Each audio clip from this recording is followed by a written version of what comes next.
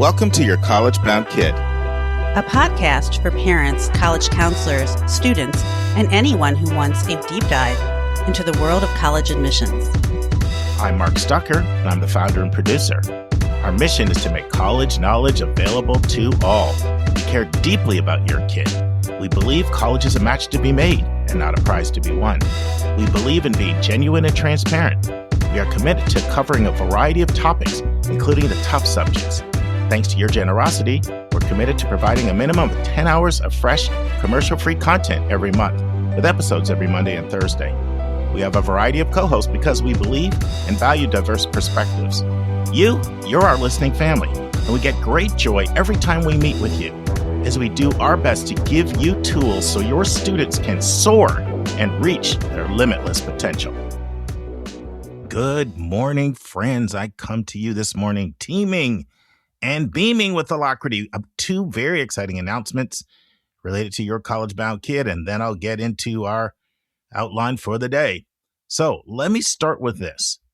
Some of you have reached out to me because the website was down, and it just turns out that WordPress websites can get hacked. We've had some incidents with malware more than once.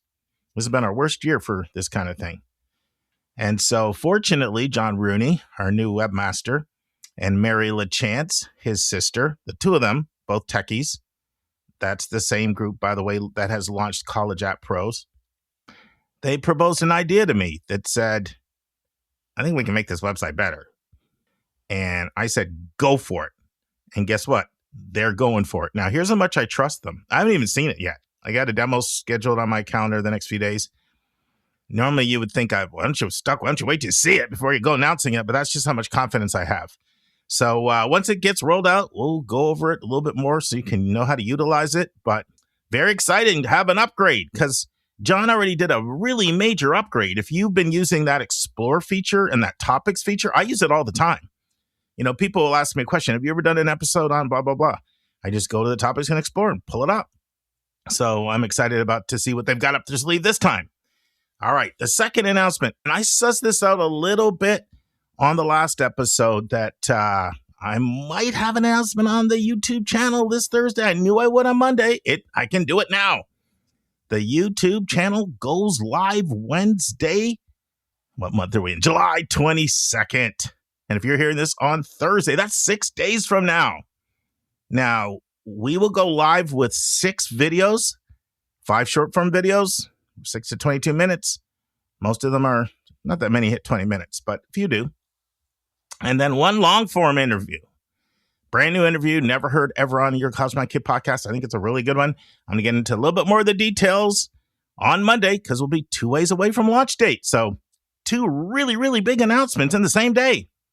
All right, friends, on today's episode, we have a mom who sent in a question, and she's concerned because her students are not excited about going to college, and she wants to know what to do about it.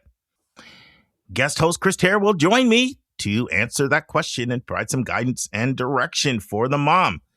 I know it's a little sad to hear that, but I'm really happy she sent this in because she's not the only mom who's having those thoughts. Why is my kid not excited about going to college right now? And then we'll have part 3 or 4, Owen Blight. Now, Owen Blight's title is such a mouthful. I'm going to say it slowly, lest I'll mess up. You know, one reason I was happy to get done with that Chronicle article is I didn't have to read that title anymore. But now I have Owen Blight's title, which is worse. The first part is easy, Dean of Admission at Providence College. It's the second part that trips me up. Acting Associate Vice President of Enrollment Management. In some places, it says Interim Associate Vice President of Enrollment Management. Yeah, and today we continue fielding questions, experiences from my students. Owen says, does he agree? Does he disagree? Up until now, they've kind of been softballs, but today we get into some things maybe that people didn't like. See what Owen has to say about that.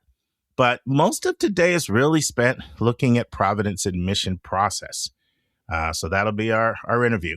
Now, sandwiched between the question from the listener and Owen Blight, part 3 or 4, is I'm bringing it back. In fact, I told you guys really around December, I said, I'm going to be doing a lot more admissions tip, admissions vernacular, big number, and it slipped my mind. I really haven't done it very much, so I'm bringing it back. So you'll get it today. You're getting a big number and a small number. How's that? Make it up for lost time. So, all right, without any further ado, let's transition to our question from a listener. Chris Teare joins me to take a mom's question. What can I do about my kid not excited about going to college? And now it's time for a question from one of our listeners.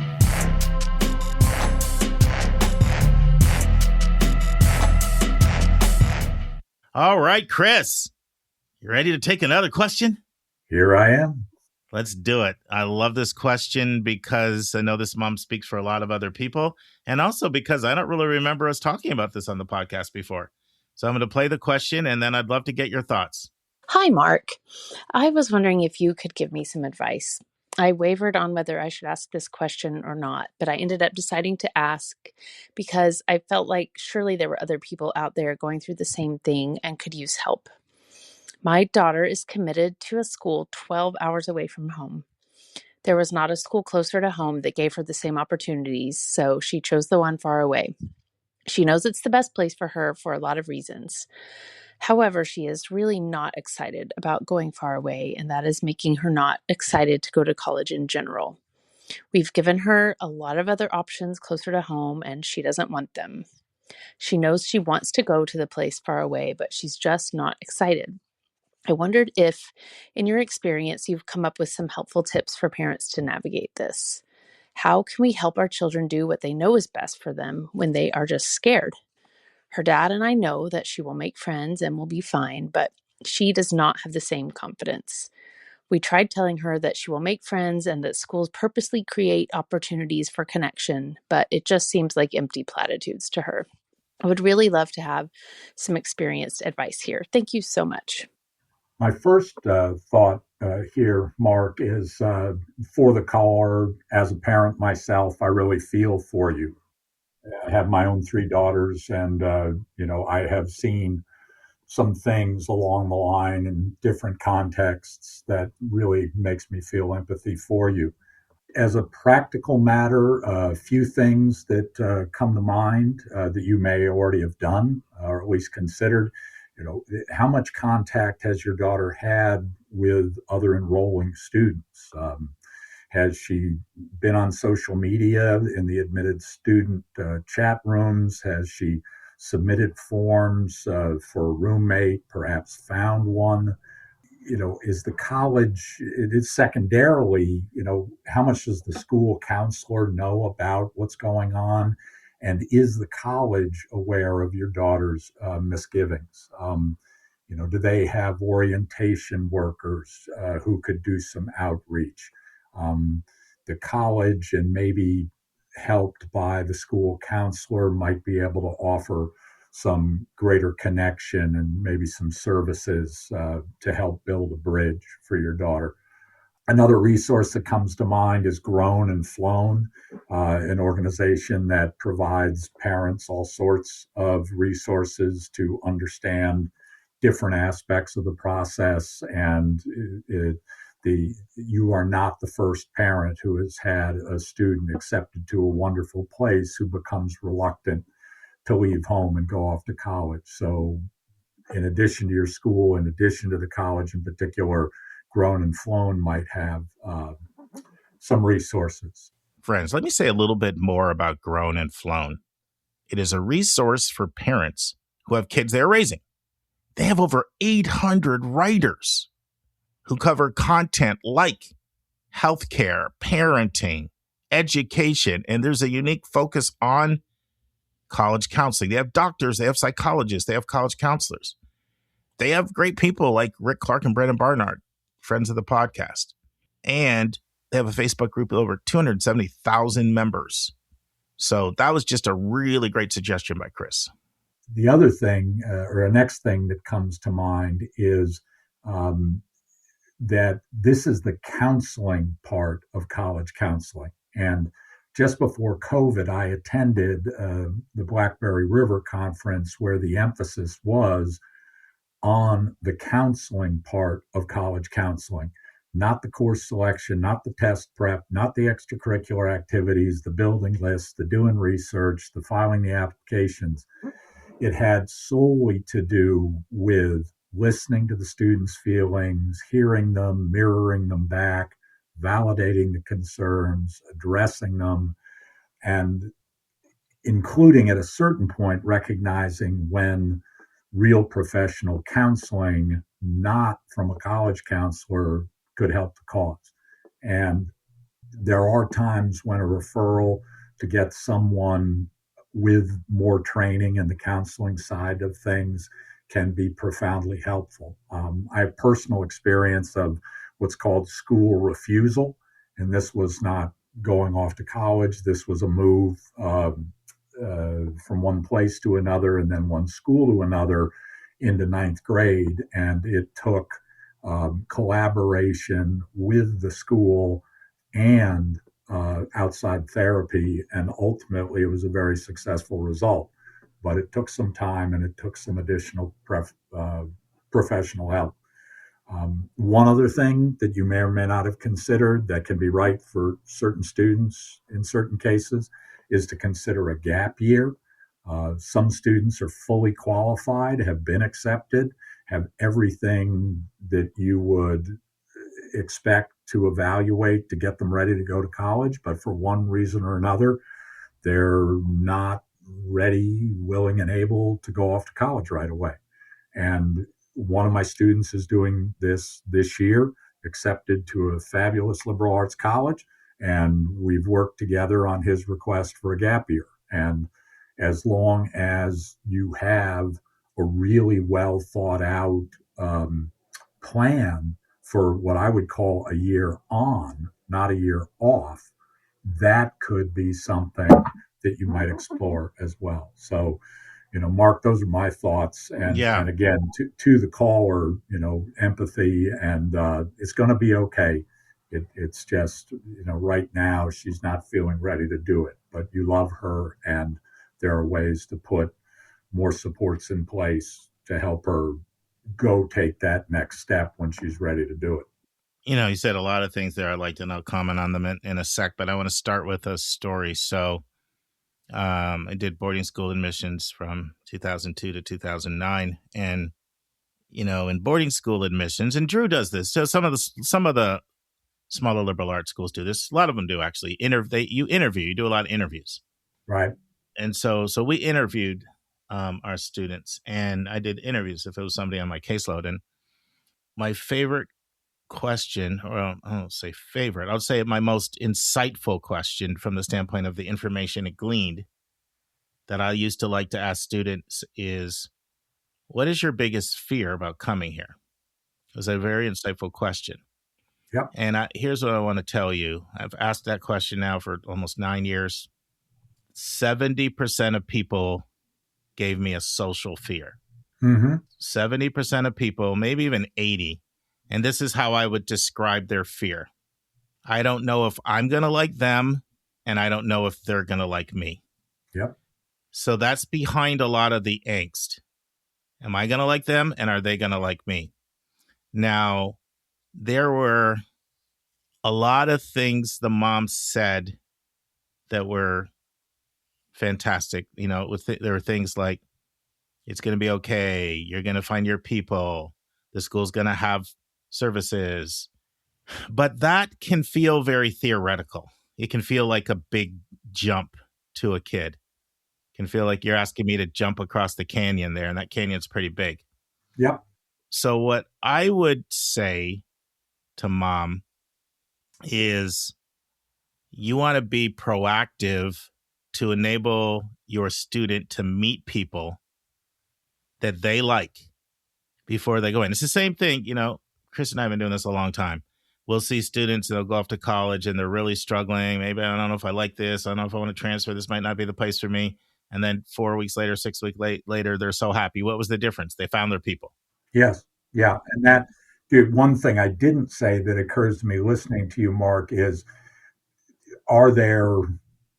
there anyone from this community who has made the same transition to that college? One of the things that helped me in going off to Amherst some years back was there was a guy I knew from my hometown who was at Amherst a year ahead of me. And he helped me fill out my course request form in spring of my senior year because he'd already been through his first year at Amherst. And that, if there's somebody from the community, was there accepted students reception in the area for students accepted to this college? Can the college admissions officer responsible for your daughter's application provide you any contacts who might be in your town or nearby? And well, Chris, that was my favorite thing that you said. You said a lot of things. Like, I could see mom feeling, I don't know anybody. Like, how am I supposed to know? Like, people from, So here's the thing. Reach out, and this is something a parent can do. Yes. Reach out, start with admissions. They might direct you to, different people, alumni, you might get networked within the school. But they can look and see who is coming from a 50-mile radius or who's already here. Or you could talk to someone and say, look, this is the kind of student that my student would connect well with. Yep. A parent can be very proactive. And that's, if this was my kid, I would be very proactive about trying to find other kids that I feel my kid would like, and I think they might like me, that my kid can build a relationship with before they show up. Yes. Now, these schools have gotten so much better with social media and being able to go on there. A lot of them have them for picking roommates and things where you can go on there. And, but some kids are a little more comfortable with that than others, where you can see the incoming class, or you can see, have access to students. And so there's a good chance there's some social media outlet that's available, class of 2026, or some colleges go by the college graduation year, assuming you're on the 4-year plan. So it may be class of 2030. This group, ZME can be good for that. These schools that have ZMEs, this is social media for colleges, and, a bunch of kids all together, they decide they're all going. But I would talk to the college and find out who is around me that's, that attends the school, like who, and I would love for my student to meet them. Because from my experience, it's a social fear. Will they like me and will I like them? Yes. And 12 hours away, depending on how much the students traveled, might be a very different culture. And so there's a little bit of the fear of the unknown. But you said a lot of good things. One of the things you said was she knows it's best for her. So that was really a key thing. So in the back of her mind, she knows it's the best decision. So you're working with something really good there versus, she absolutely does not want to do this, but we told her this is the only school we can afford, so you need to go. Like, that's a very different type of perspective. So you're working with a lot by her saying she knows it's best for her. She just needs to meet her people. I'll never forget when I interviewed, Willamette's dean of admission. Are these my people? Is this my place? That's it. She needs to find her people. These are my peeps. Once she finds her peeps, and I can assure you they're there, she'll be fine. And the other thing I want to tell you is you grow more when you step outside your comfort zone like this. I was working with a family a couple of years ago. They had to choose between Georgia and Santa Barbara, UCSB versus UGA, and this was a Georgia kid. This is a Georgia kid that's coming from a pretty high-powered Georgia school. And if you know anything about Georgia, if you look at the top 10 kids in a Georgia class, based on ranking, 8 of the top 10 are either going to UGA or Georgia Tech. Right. I was just talking to an admission officer from a pretty highly selective northern school, senior level person, and he said, "Boy, it's hard to pluck people out of your state." Because we have Hope Scholarship. The deal's so good. The deal, it's quality. If you do a quality price calculation, that's a sweet deal for a smart in-state kid. And Florida has the same thing. Florida jumped right on it. I remember I went to work at a school in Florida right after Bright Futures went through, and the parents at that school were saying, "My God, what just happened?" So, listeners, Bright Futures is Florida's merit scholarship program. It's very generous. And then Florida also has Florida Prepay. And then they have a very, very low cost for in-state publics compared to. So, when I talk to a lot of admission officers around the country, they'll say Georgia and Florida are really tough for us to pluck kids. I mean, obviously, there's a certain person that has enough money that doesn't care about, they don't need to look at that. But the mass majority, they can't afford to overlook that. No. I can't tell how many kids, especially when I first started. I started my company in 2010. I'm going to say my first 5 years, I was like more than half my students were from Georgia. Yep. Now it's like 10%, but back then it was like more than half. And I would take all these people through the process and they'd get in all these schools and then they'd be like, I could go to Georgia or Georgia Tech. And with the Hope Scholarship, very little transportation, I'm all in 17, all in, including room and board. And then they'd say, back then it was 80. 80 is the new 100. Back then it was, don't want to pay 80 or 17. So anyway, the point I'm bringing this up, I'm going off on a tangent. So I told this student, 250, 300 kids are applying to UGA from her school. It's one of those high-powered northern schools. You're going to go to UGA and you're going to know a ton of people. And it's going to be more comfortable for you. And if that's appealing to you, that's a factor. If you go to UCSB, it's going to be completely different culturally. You're going all the way to the West Coast. You're going to grow more as a person. Now, this was a case, double doctors, that money wasn't an issue. So the point is, and that's what happened, by the way. I kept in touch with the family. The student grew tremendously. It's great. So your student is going to grow in leaps and bounds. But I get it. You want her excited. You're excited for her. You want her excited. So my whole thing is she's got to meet people that she likes, that she says, these are my people that like her. And I would be, as a parent, there's things we can do. Like, right, this is where you can be very proactive. You can reach out. You can talk to admissions. You could talk to counseling at the school. You could talk to alumni, the alumni office and see who they have. You can do that. I guarantee you, there may not be somebody from your town. There may be somebody from 40 minutes away, and it's probably worth it to say, you know what? Reach out to the parent and say, how would you feel if we just had lunch? I'll come down. You're a student. Let's go out to lunch. That can go, especially if they like the school. If they like the school, I do need to throw that. Make sure they're not transferring. Yes, exactly. Awesome. Chris, this has been a lot of fun. We'll have to do it again. Look forward to it, Mark. Always eager to work with you and hear your listeners' questions. They're superb. Oh, you know what? I need to say something about Chris, friends. Chris, I can't remember how you first heard about our podcast, but as soon as you heard, you became a big supporter. Jim Bach at Swarthmore.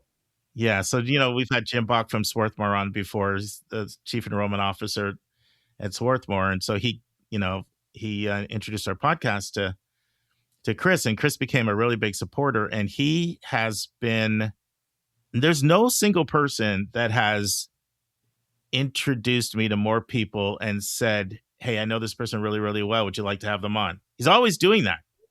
And several of the interviews that you guys have really liked, Chris deserves credit for that, because it was, sure, I could have probably reached out to them and they could have came on, but sometimes you're jumping through the hoops and blah, blah. Now we have appointment setters, so it's great. I don't have to do that. But in the past, most of the interviews I would do would just be people that are already in my network. You go off to a conference, and you meet people and you ask them. And those are the people that would come on, because I don't feel like dealing with gatekeepers. But when Chris would go and talk to the person, say, hey, you need to come on here. Would you like me to introduce them? So I just personally want to thank you for that. And I know our listeners are grateful. I could name names. I don't names I'm thinking of right now. But and he continues to do that. He continues to have that servant attitude, like, hey, what can I do to support you?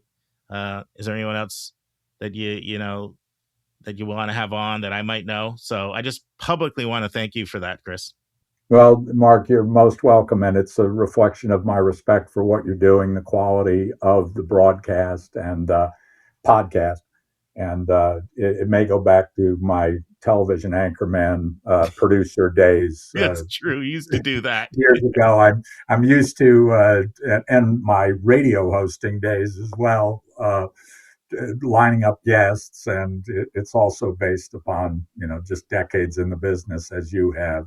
Yeah. It's like you know a whole bunch of people, I know a whole bunch of people, right. And if they're people you haven't had the opportunity to have on the program, it's just a benefit to your listeners. So it's the greater good, and that's what we're both here to try to serve. Yeah, it's just nice to see someone that's just not always thinking about themselves and thinking about others. And, you don't always see that. And you're right. We're both networkers. I'm a big networker. You're a big networker, and big networks have networks, right? And so when we combine them, they can be pretty good. So awesome. I'll look forward to having you back again. Thanks so much, Mark. Cheers. Friends, one of the things Chris mentioned was a possible gap year. Now, I thought one of the better interviews we've ever had on Your College Bound Kid was when we had Matt Bonser. Matt Bonser's been on a few times. He did a great breakdown on demonstrated interest, and he's also done a great breakdown for us on gap years. He's kind of considered a national gap year expert, and he is the leader of the Colorado College office. So oftentimes you'll hear Hillary just say Matt when she's talking, and she's talking about Matt Bonser. So I want to strongly recommend, if you're interested in learning more about gap years, that you check out interview 173. It's answers to 20 of the most frequently asked questions about gap years by one of the nation's foremost gap year experts. All right, friends, that concludes our question from a listener. Now we're going to transition to admissions tip, admissions vernacular, and the big number. So for admissions tip, that same Mary LaChance I mentioned earlier that's helping our website that launched College App Pro, she heard the conversation that we had. Ben from Texas sent in a question, wanting to know if anything he could do to strengthen his application. And she had a really good suggestion. She first sent it to me by, I can't remember if it was text or email, and I said, Mary, can you put that on SpeakPipe? Then I went over to SpeakPipe, and there it was. So without any further ado, you're going to hear some really good wisdom from Mary that can apply to quite a few of your students. If you're interested, take a listen. Hello, YCBK team. This is Mary LaChance, co-founder of College App Pro. I was just listening to Mark's most recent episode where he was talking to a student who was looking to make an impact at their high school.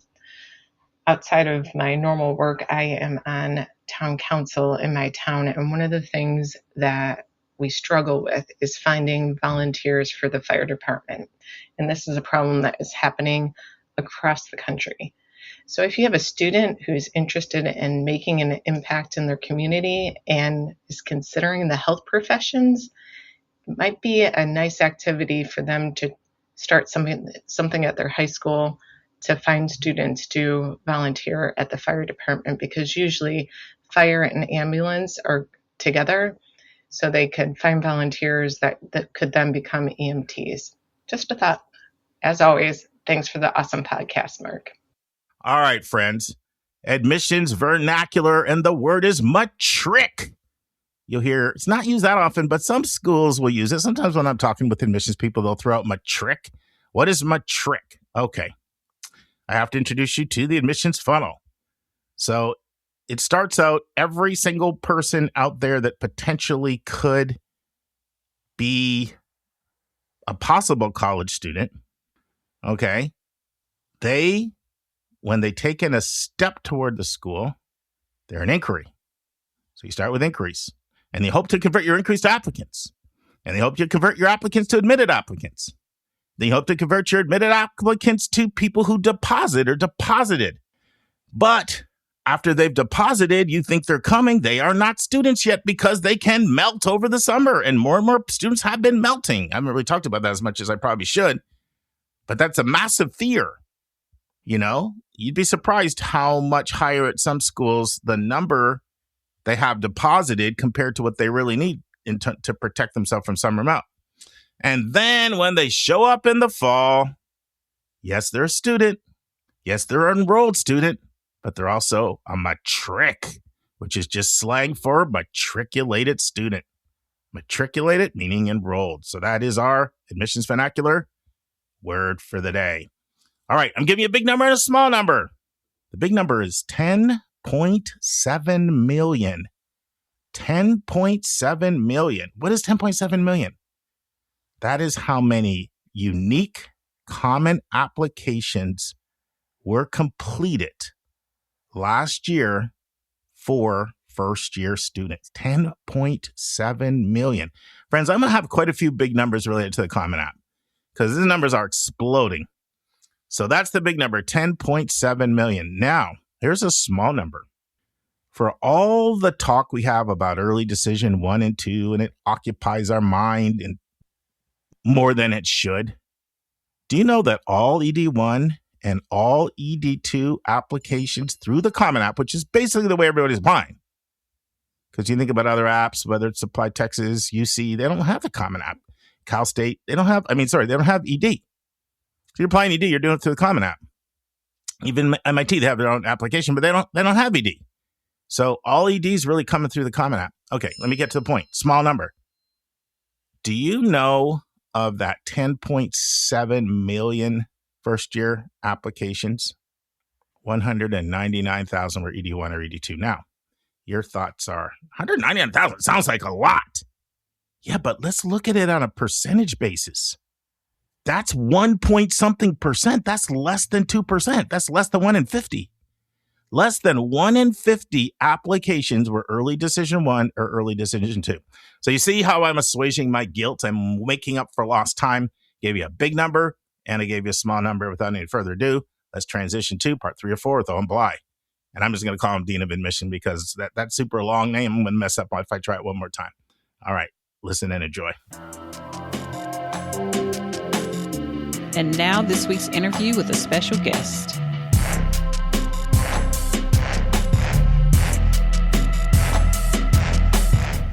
So friends, in part 3, we continue talking about some perceptions that my students have had of Providence, and Owen elaborates on them.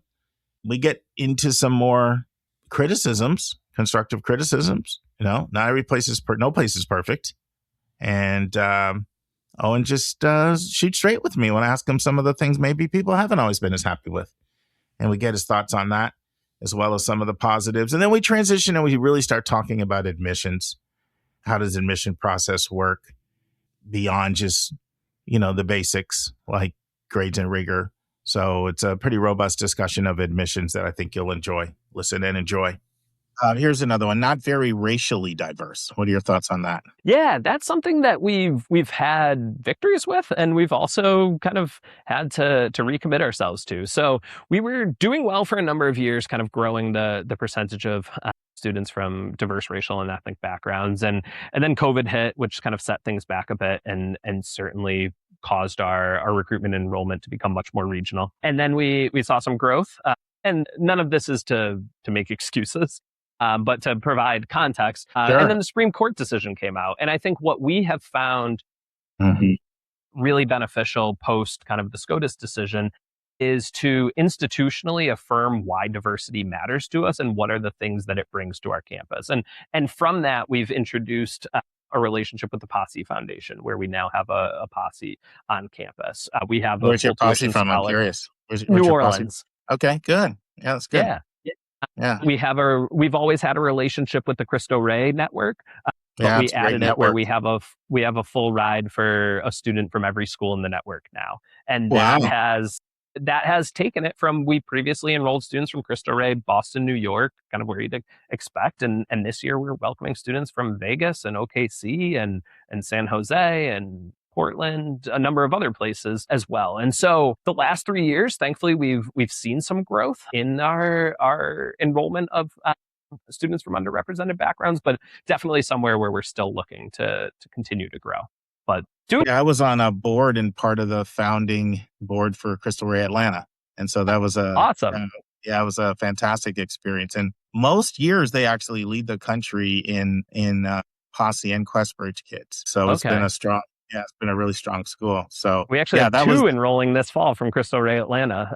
There you go. Including one who is here right now for our summer bridge program. So love it. Love Cristo Rey that is Atlanta. Something I have so much respect for the Cristo I just thought about it. A lot of people might not know what Posse or Crystal Ray is. We might be doing some inside baseball talk here. You want to explain? Sure. Crystal Ray to our listeners, Owen? Yeah, so Cristo Rey is a network of about 40 high schools throughout the country, and I believe it was founded by the Jesuits, but definitely Catholic in background, and I think it's left the Jesuits and is broader now, but it started in Chicago, and it has grown since. And the noteworthy thing about Cristo Rey is that they use a corporate work study model. And so in each of their locations, they partner with a number of different organizations and companies, and usually large ones like General Mills and Microsoft and Dell and companies like that. And these students, usually I think on Wednesdays, they go and have an internship. They do their corporate work study, and I'm perhaps simplifying the exchange, but these organizations and companies pay their tuition so they can have a high quality kind of Catholic education as well. And so it aligns with our mission incredibly well. And so that's why we're thrilled to be one of the partners. Yeah, the one thing to have the scholarship to support Yeah, the one thing I would add is that they are very, very firm on having income cutoffs. So they're a lot like Questbridge, like it is for under-resourced students, typically. I mean, I was very active with them about 6 years ago. It's been about 6 years now. But there were, pretty much needed to be in Atlanta, family of four, like under $52,000. Like they'd make exceptions for like 6 or 7 kids, or, like they would look at that holistically, but you get a sense like probably 95% of kids are going to be Pell eligible. Absolutely coming out of the and we're making sure to package them with no gap, certainly, and make sure they have kind of some of our most generous aid packages. And the same holds true with Posse. Posse, I don't know as much about the history, but it essentially started with a student who went to perhaps an institution where they didn't really fit in and perhaps were outlier, and said, if I had only had my Posse with me, I would have made it through there. And it's from there kind of that. It was New York City. It was a New York City kid going to Vanderbilt. And and he was the superstar of superstars, and he was back home pretty quickly. And then people are like, you are the last person in the world that I didn't think would graduate. So he said, yeah, if I would have had my Posse with me. And then that led to forming, many communities that meet together for like 8 months and really bond together, so that like 10 kids come in from one location as a cohort, and they can support each other. And exactly. And sometimes people will say, well, what if you don't get along? And the answer is, well, you might not like the person you're working with in the real world. Like, suck it up, buttercup. Like, learn how to work together across differences, right? And so, exactly. Yeah, it has become, Posse and Questbridge are the 2 biggest national programs for providing scholarships for kids in large numbers. Although Posse doesn't have income caps, and Posse is a full tuition program. So there can be people there that would not qualify for financial aid that can still get into Posse, different from Crystal Ray or Questbridge. Yep. Absolutely. And I think one of the interesting things is like they didn't know if college was even in the conversation for them, never mind going to Rhode Island from Louisiana. And so with that comes a responsibility on us to, unfortunately, educate them what winter can be like and to help with that adjustment. And so they come as a Posse, but they also receive a faculty mentor for their first 2 years. Yes. To aid with that adjustment. Yeah, and Posse will not partner with the school that doesn't have that faculty mentor. And I've talked to some schools about why they haven't done Posse, and they're like, it's kind of expensive. They're requiring this faculty mentor. And so so it's a brilliant concept, and, it's a win-win, right? Like you can get a core of people from New Orleans, which you wouldn't normally get a core like that. And then they can come in with support, and then they have like 90% graduation rates. Yeah. Yep. And not to get too inside baseball, but like we enrolled our second Posse this year, and we now have students who are applying and 2 who have enrolled who are not part of Posse from New Orleans. So it's opening up and telling the Providence story in an area where us just doing it on our own perhaps may not have done that. So it's meeting many goals for us. We're growing our national reach, but we're also expanding access and opportunity as well. So here's the last one, Owen. Financial aid is often disappointing. So that's what I'll hear from people. Do you think that's fair or not fair? It depends, I would say, what they mean by financial aid. And so if you're coming from a need-based financial aid standpoint, then I would probably disagree with that. And I'll explain kind of Providence's approach, but also how it has changed in the past year. Yes. We have always, for mission-related reasons, really prioritized need-based financial aid. Yep. And we've evolved through the years, going from having no merit program to adding merit scholarships, but still really the bulk of our resources were going into need-based financial aid. And we just felt that helping with kind of affordability was important. That's all great. I think where our thinking has changed in the last several years is understanding, for many, not all, but for many families, merit is a part of the affordability conversation. And as we're looking perhaps at our $90,000 price tag, and then someone's CSS profile who says that they can contribute $95,000 per year, like, I know that that's not actually realistic. It's the formulas we have to follow and everything. And so we realize that for an ever-growing kind of portion of our students, merit is a key part of kind of figuring out the finances of how to go away to college. And so we've made a significant change this past year. We typically have hovered around about 25% receiving merit-based scholarships, and now it's well more than half of our students are receiving merit-based scholarships, and they range from about $20,000 to $35,000 per year. There's some full rides for certain academic programs and stuff, but when you're talking about just the awarded with your acceptance packet, like those merit, the number of offers has vastly increased, and that's become the culture too, and the expectation at so many places. Absolutely, and we always electives can get away without doing that these days. Yeah, and we always pushed back on it when it seemed to just be a recognition thing, but the ability to afford existed. I think we're at the point now where merit is a key part towards the ability. And so that's why we've made that change. And talking about, you asked kind of like where Providence lies, like we were always kind of in between there. We're still not where some of the more regional, maybe Catholic, but more liberal arts our size, we're still not, like some of them 100% of students are getting a merit offer. We're not doing that.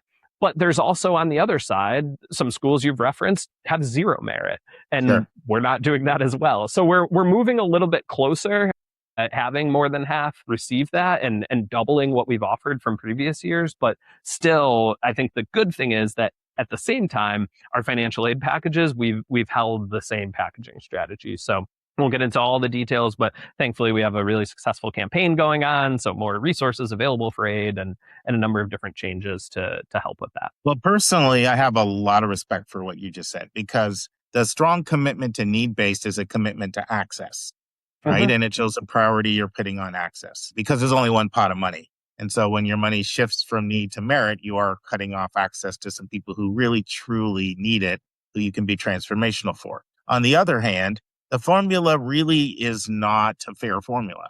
You know, it can take 40 to 46% of your discretionary money expected to go to education. That's just not realistic. So, I mean, the overwhelming majority of people, you know, especially, you know, you're living in high cost areas and you're looking at multiple kids and maybe they're in an independent school. It's just not realistic that SAI, the student aid index, that it comes back and says that most families can pay, unless you're, you know, really clearly up in the 1%, it's going to be hard. And so there's schools that just say, hey, we're here to support your needs, not your greeds. Well, that sounds good. But in reality, you know, I really think that formula, that SAI that's generated, is just not realistic for a typical family, let's say, that makes under $300,000 and might not qualify for anything, you know. And so I think it is good to be sensitive to that. And I liked how you explained that. So, yeah, but well, I also especially like when they pulled out of SAI. When they pulled out of SAI, the number of students in college, it was like, I still don't, I understand why you want to simplify it, but it does not magically create more money for those who have multiple in college. So we still factor in the number in college. Yes. And so we're definitely trying to respond to some of the changes that have happened to keep it more student focused and yeah. So, Owen, talk to us a little bit about your admission process. Like, I know everybody wants a good student and a good citizen and someone that will contribute. What are some of the things that you would say matter more to you in your evaluation than just the transcript and which is obviously rigor and grades and grade trends. Yeah. And I would say we're driven by the transcript. So I'm sure you've talked to a number of test optional institutions. Like we are as all in on test optional as you can get. So that's a not unique part, but a big part. Over this year, it was about 75% of our applicants did not submit test scores. So because you were test optional pre-pandemic. Yeah, it's actually, I got an email last week. We're celebrating our 20th year. Of being there's no cake or anything like that, but someone let me know it was the anniversary of it. And so that works really well for us. That's not something that's changing, and there's no program specifications, like you can be nursing and be test optional, all of that. So when you look at our academic review, it's really transcript driven. And then beyond that, we use a committee-based evaluation process where it's two staff members reading the application together, focusing on different things. And I would say the thing that we perhaps focus on a little bit more than perhaps some other places is the involvement piece, and just kind of like, what is a student going to do when they get here? So that could be fit to major. That could be perhaps they articulate their interest in one of our more unique clubs or organizations, that sort of thing. Kind of the feels right part of it, where you can picture them already in their sophomore year. Make a compelling case that we're a good fit for you, for what you're looking, so that we can see you on our campus. You know? And is that mostly through writing? Through the written piece? Is it through interviews? Is it through activities? Is it through recommendations? What would you say? Yeah, it could kind of be any of those things. Like we offer interviews, but they're not required, and we interview less than 10% of our entire applicant pool. So are they evaluative? They are, yeah. So if a student chooses to interview, it's going to be evaluative, and the notes are ending up in the file and influencing the decision. But we also recognize, like, not all students are going to be good at an interview. So we don't want them to do that if they don't think it'll reflect well on them. So for one student, it could be the interview. For another, it could be the optional essay that we have. It could be the resume. It could be a recommendation. It could kind of be any of those things. There's no real right or wrong place for that to show up. Do you like resumes? Some schools like resumes, some don't. Are you a school that likes resumes? We don't have an official policy.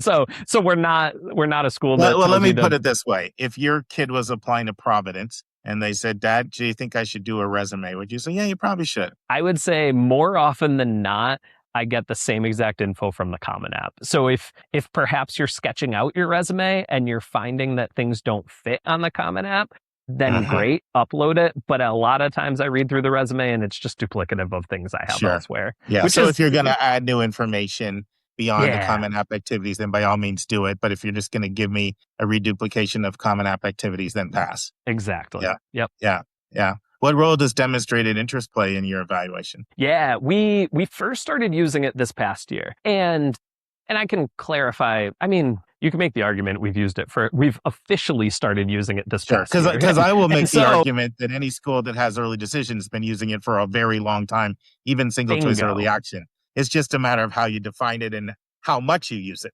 Right. Early decision. I mean, having an optional supplemental essay, like the human instinct comes in and is like, oh, I bet they want to come here. So yes, there's been places where I feel like we've unofficially used it, but now we will use it kind of. I don't know. It doesn't come up so much in like those committee conversations or in like individuals' first reads. And what we're not trying to do like yield protection. Like we're not going to, we're not going to wait list a student who we know is going to Georgetown or Boston College, like that we have no chance of enrolling, because sometimes we do enroll that student. And so we're not doing that, but I think we use it in the final shaping to consider who is really interested. And so are you doing affinity scores, like using third-party outside companies to? Yeah, and you doing some of that? Yeah. Not as complicated as that, but some things that will perhaps be considered, like when we have 1,500 files left and 300 spaces, like we might consider if a student has visited or if they did the optional essay, if they've never set up their portal, some of those things on a very kind of marginal basis. So I share this kind of in conversation, and we talk about it in high school visits, and but like, what we try and resist is like, we don't need to hear from you. We're happy to engage with you if you have questions and stuff, but the emails where you think you're just kind of like checking the demonstrated interest, like that's not important to us. It's used on such it can really aggravate a lot of admission officers too when you feel like it's open. Absolutely. Yeah. What role do recommendations play? Yeah. So we only require one from the counselor. So school counselor or college counselor. And we welcome them from others. I mean, I'd say it's pretty rare that, especially the others, like counselor recs do a really good time often adding context to something that a student may have forgotten. So perhaps uncharacteristic academic performance, or even just letting us know. I feel like prospective students use the word like vibe all the time, but letting us know like who they are in a community and kind of the vibe that they bring to perhaps groups they work with. So it can be helpful with that. For the additional recommendations, we welcome them and we'll read them all. I feel like my advice kind of aligns with what we were talking about before. Like, just make sure, when we were talking before about the resume, like make sure they're different. Like, I would never recommend that a student send 3 teacher recs. And they may think like one's from history, one's from English. They still know you through the lens of teacher. Instead, maybe have a coach or a pastor or your employer, someone who knows you a little bit differently. I feel like that's when they're more impactful. If they're there at all, though. We don't penalize students if they don't send extra. No, I mean, I always tell people like any part of the admission process, mission officers want to be learning more about who you are. Right. And they're putting their valuable time there to spend, and if they're spending that time and they don't learn anything, and then it's not really valuable. So that's basically what you're saying. Like, right. So with Rex, if I'm going to see another lens, see you through another lens and get a new dimension of who you are, then by all means do another one. But if it's going to be, and I like the way you said it, multiple teacher Recs oftentimes are coming from the classroom perspective, and oftentimes they don't. I mean, obviously there's exceptions. There's a lot of schools that require 2 because they feel like they get something out of that second one, but well said. So would you describe Providence students as preppy? Yeah, I could say there's elements of that. Certainly with their dress, I think I can't stay on top. Describe how students dress, just so our listeners get a feel in general. Well, I don't know, because they're all home for summer now, but I think you would see some of the perhaps brands that students that others would describe as perhaps preppier, which I don't even know like what they are nowadays. I think perhaps traditional ones, Polo, North Face, that sort of thing. So Lululemon. And tradition, more of a traditional, like you're not going to see a lot of nose rings, tongue rings, green hair. Pretty traditional attire in that regard.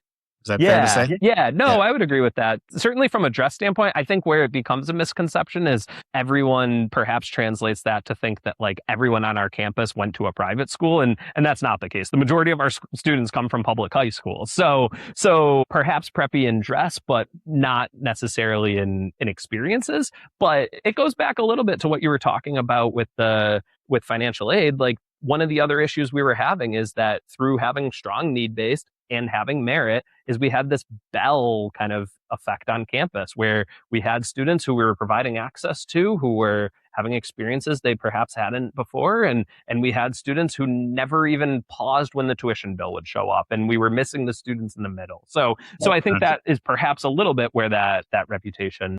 And that's a lot of the reason, but that's a lot of the reasons why schools have gone to merit money too. Right. To be able to capture some of that middle, because the person that's paying full, typically they're only going to do that if they still can have certain aspects of comfort in their lifestyle. Like they're generally not going to do that and then eat ramen noodles all the time in order to make that happen, right? So they're still probably having nice vacations and and maybe nice vehicles in a nice place. That's just been my experience. Sure. And so that is one of the benefits of merit money, is it allows you to have some more socioeconomic diversity as well by capturing some of them.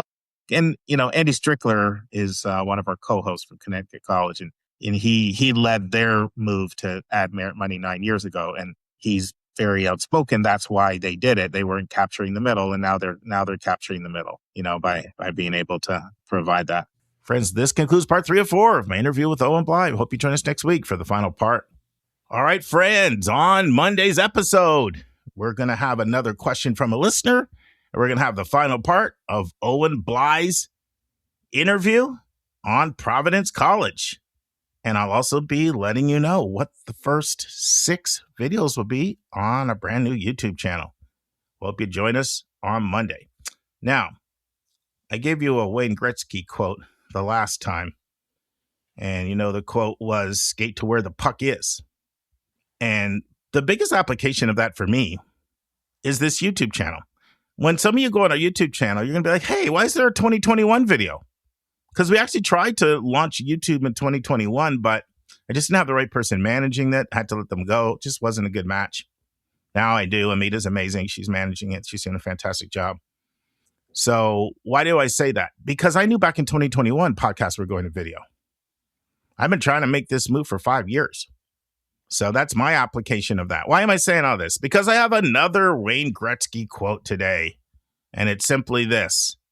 You miss 100% of the shots that you never try.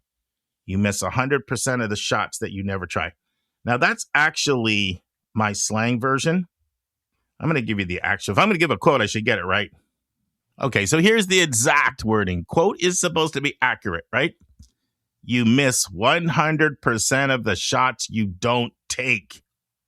You miss 100% of the shots you don't take. Apply that to your life.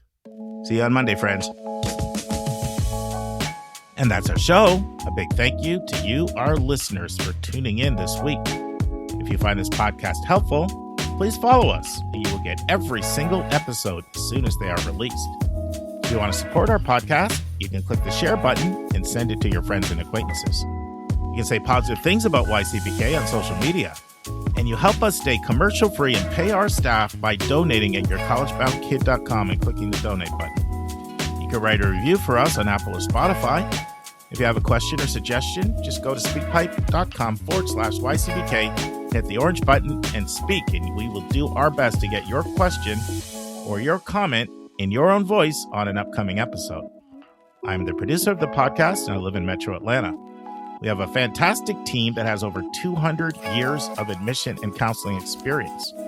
Shout out to our co-hosts, Susan Tree in Pennsylvania, Lisa Ruff in North Carolina, 2 admission officers from Colorado, Hillary Dickman from Colorado College, Kate Strickland from CU Boulder, Vince Garcia in California, Julia Esquivel in Massachusetts, Linda Depker in Missouri, Andy Strickler, the Chief Enrollment Officer at Connecticut College, Keith Einstein, the Chief Enrollment Officer at TCU in Fort Worth, Carter DeLauro, a co-director of college counseling in New York, and Christina Lopez, the former Dean of Admission at Barnard College, and our international college specialist, Kevin Newton from Dallas, Texas.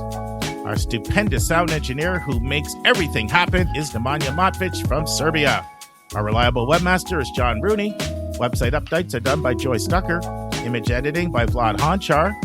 And what would we do without our volunteers? Guy Pillsbury, Sony Patel, and Andy Bernstein are all helping us with podcast marketing. Carolyn Wood, Mark Doniger, and Carrie Roberts book interviews with thought leaders. Amanda Dugan, Colleen Sinoki, Nicole Resch, Trevor Smith, Ryan Stepler, and Lynn Labash send thank yous to interviewees. If you want a coaching session with me, just text me at 404-664-4340. If you want to reach someone else on our team, all of our bios with contact info can be found at yourcollegeboundkid.com under the About YCBK tab. If you want to get our free monthly newsletter, YCBK Plus, it's also under the About YCBK tab. If you want to see our recommended books and websites, they are on our website under the Resources tab. While you're on our website, check out our hundreds of interviews in their entirety. Check out our college spotlights and our upcoming events and receptions. And you can now do searches for past content by using our new Explore and Topics tabs. We really encourage you to explore our past content. We have close to 1,000 hours. We think of you as our listening family, and we look forward to meeting with you every single Monday and every single Thursday.